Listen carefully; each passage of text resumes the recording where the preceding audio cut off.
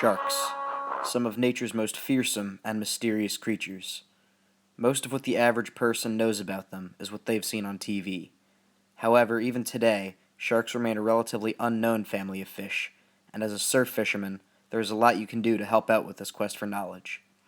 In this video, I'm going to show you what you need to know to catch and tag sharks from the surf, and explain why it's important for us as a scientific community to understand more about them. Now, if you want to tag sharks, the first things you're going to need are some tags. I found that the easiest way to do this was through NOAA, the National Oceanic and Atmospheric Administration. All you need to do is send a letter with your name, phone number, address, and email to this address here, saying that you're a surf fisherman and would like some tags. A package should come in the mail within 2 weeks that includes tags along with some informational and instructional material like identification charts. You can put this all aside for now, just make sure you keep everything together. Now it's time to talk gear. First and foremost, you'll need a surf rod that's tested for at least 40 pounds. Along with that, you're going to need some line. I would recommend anything from 20 to 40 pound test. As far as rigs go, a lot of people have special rigs they make themselves for catching sharks. If you want to do that, there are plenty of tutorials on YouTube. However, I find that store-bought rigs work just as well for the kinds of sharks you'll probably be catching. And here you have a few options. The three I recommend are drop rigs, chicken rigs, and Carolina rigs. The first rig I'm going to show you how to set up is the drop rig.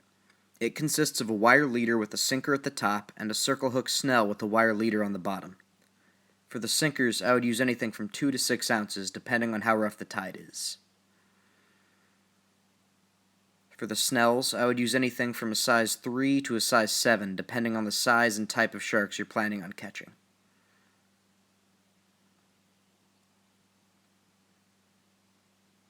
This is what it should look like when you're done. The next rig I'm going to show you is the chicken rig. It's a lot like the drop rig, except the sinker goes on the bottom and there are 2 snells coming off instead of 1. Again, I would recommend the sinker to be anywhere from 2 to 6 ounces and the snells to be between sizes 3 and 7. To put them on, you just loop them through like this and then pull tight.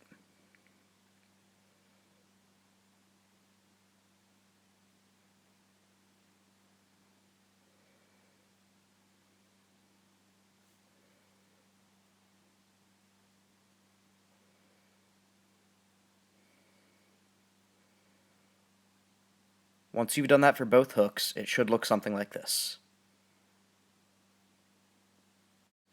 And finally, we have the Carolina rig. Most of the time, these rigs will come with the hook already on it. The only setup you'll need to do is to clip on the sinker. When it's in the water, the swivel on the sinker will allow the shark to take the bait without feeling the resistance of the line until you set the hook. I'll show you how this works as soon as I get the sinker on. The downside to these rigs, however, is that most of the time they're hard to find with a wire leader, so many of the bigger sharks will be able to bite through the line. Now your rod should be all set. It's time to move on to the fishing itself. The first step is picking a beach to fish from, but that's entirely up to your preference. After that, you need to worry about bait. I would recommend talking to local fishermen or employees at a local bait and tackle shop and ask what they would suggest. But in my personal experience, you can never go wrong with squid or mullet. Now as far as casting goes, I find it's best to wait out until you're about chest deep and cast the line out as far as you can. Now that being said, if the current's especially strong, don't put yourself in any unnecessary danger.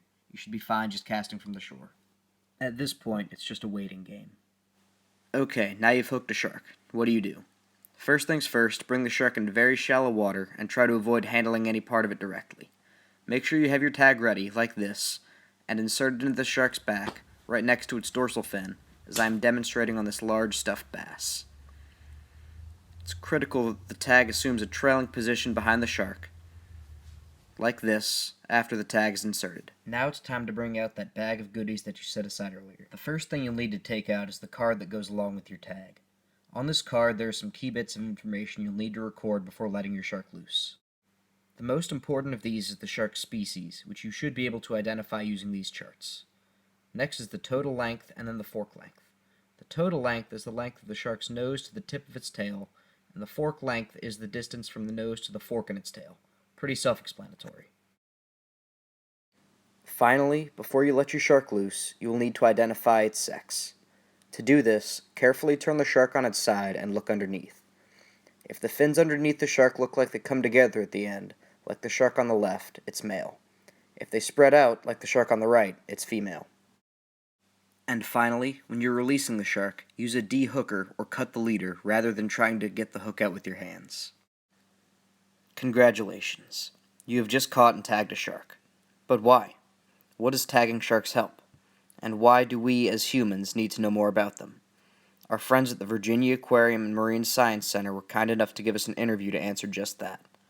Unfortunately, my camera skills are not what I thought they were, and this interview was deleted. So I will do my best to sum up the responses of Julie Levins, a senior aquarist who is in charge of the aquarium shark exhibits. So why is tagging sharks important? Well, we actually don't know much about sharks at all. Tagging sharks provides a great opportunity for regular people to contribute to our knowledge. The tags we are using, M tags, are on the low-tech side.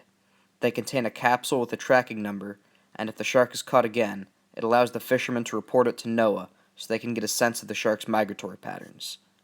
However, there are other more advanced tags that let us track a shark's location at any given time, and even tags that will tell us exactly what depth the shark is at. It's important to find out as much as we can about sharks, because they're an apex predator in the food web. Lately, due to what is suspected to be overfishing, many species of sharks are declining. And, in the words of Ms. Levins, when you mess with an apex predator, the whole food web becomes distorted. It is our obligation and responsibility to keep that from happening, and to keep sharks around for as long as possible.